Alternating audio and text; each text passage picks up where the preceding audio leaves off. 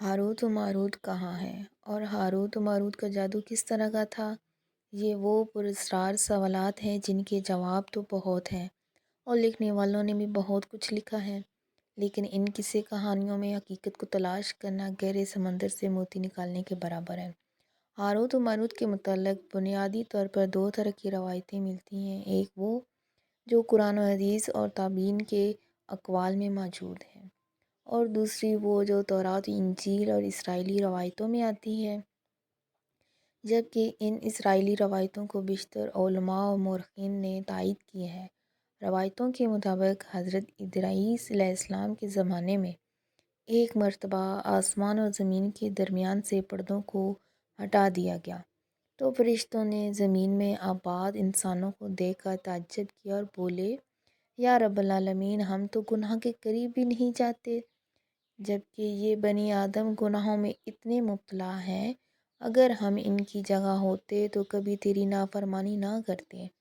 اللہ نے ارشاد فرمایا، انسانوں کو وسع اور شہوت دی گئی ہے، اگر یہ چیزیں تمہیں دی جائیں تو تم بھی اسی طرح گناہوں میں ملوث ہو جاؤ گے، لیکن فرشتوں نے کہا ہم ایسا ہرگز نہ کریں گے۔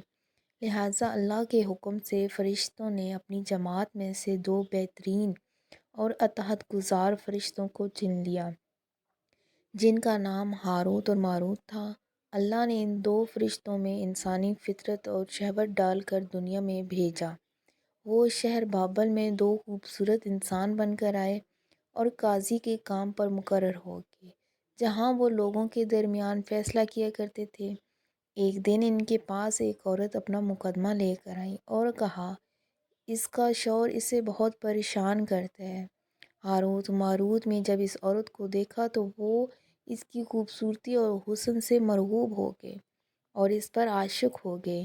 انہوں نے اس عورت سے زنا کی خواہش کی، تو عورت نے ان سے کہا، تمہاری یہ خواہش میں تبھی پوری کروں گی جب تم بت کی پوجا کرو، شراب پیو یا میرے خاوند کو قتل کرو۔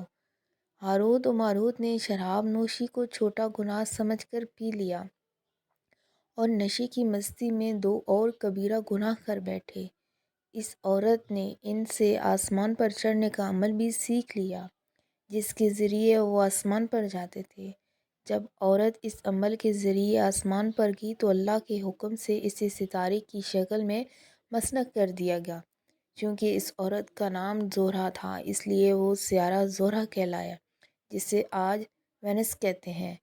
اس گناہ کی وجہ سے ہاروت و ماروت خود وہ اسم اعظم بھول گئے جسے پڑھ کر وہ آسمان پر جاتے تھے، اور بطور سزا انہیں بابل کے ایک کنویں میں الٹا لٹکا دیا گیا، جہاں وہ تا قیامت یوں ہی قید رہیں گے۔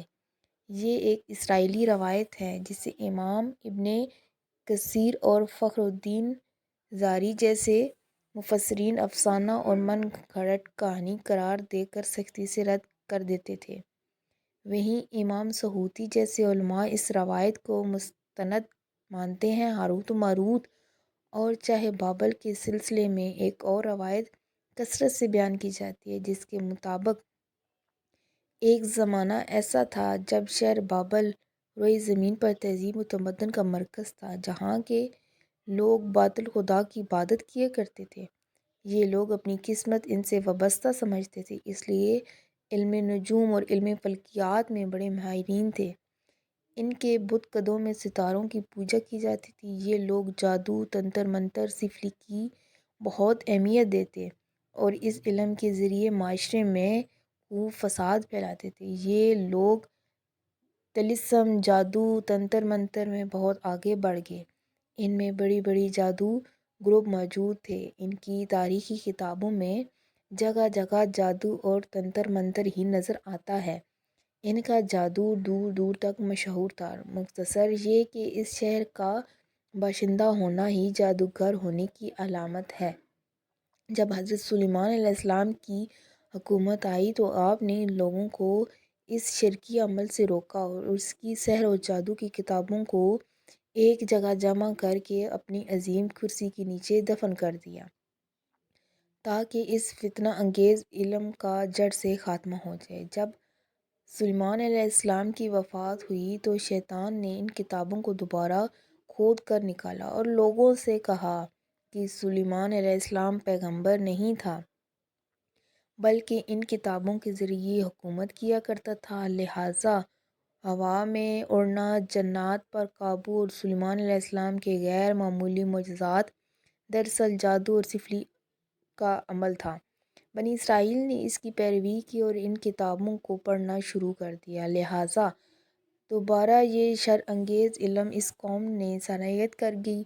اللہ نے سلیمان علیہ السلام پر لگائے گئے الزام اور تہمت کی نفی کرتے ہوئے سورۃ بقرہ میں فرمایا ہے، اور انہوں نے اس چیز کی پیروی کی جو شیطان سلیمان کی بادشاہیت کے وقت پڑھتے تھے، اور سلیمان نے کفر نہیں کیا تھا لیکن شیطانوں نے ہی کفر کیا، لوگوں کو جادو سکھاتے تھے، اور اس چیز کی بھی جو شہر بابل میں ہاروت و ماروت دو فرشتوں پر اتارا گیا تھا، اور وہ کسی کو نہ سکھاتے تھے جب تک یہ نہ کہہ دیتے کہ ہم تو صرف آزمائش کے لیے ہیں، تو کافر نہ بن۔ لہٰذا جب یہ سحر کا علم بابل میں عام ہو گیا اور لوگوں کو تکلیف اور پریشانی کا باعث بن گیا، تو اللہ نے دو فرشتوں کو انسانی صورت میں مامور کیا کہ وہ جادو کے عوامل اور اس باطل کرنے کا طریقہ لوگوں کو سکھائیں تاکہ وہ جادوگر کے فساد اور شر سے محفوظ رہ سکے۔ لیکن یہ تعلیمات غلط مقصد کے لیے،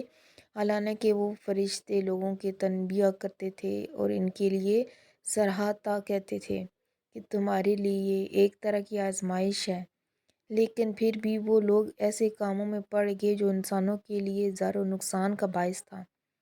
بعض عربی داستانوں میں اس کنویں کا ذکر بھی ملتا ہے جہاں کئی لوگ پہنچے اور ہاروت و ماروت سے ملاقات کر کے جادو کا علم بھی سیکھا، جبکہ بعض مورخین کا کہنا ہے کہ عراق کے شہر حلہ کے قریب ایک کھنڈر میں موجود قدیم کنویں ہیں، یہ اس کنویں کو ہی چاہے بابل قرار دیتے ہیں۔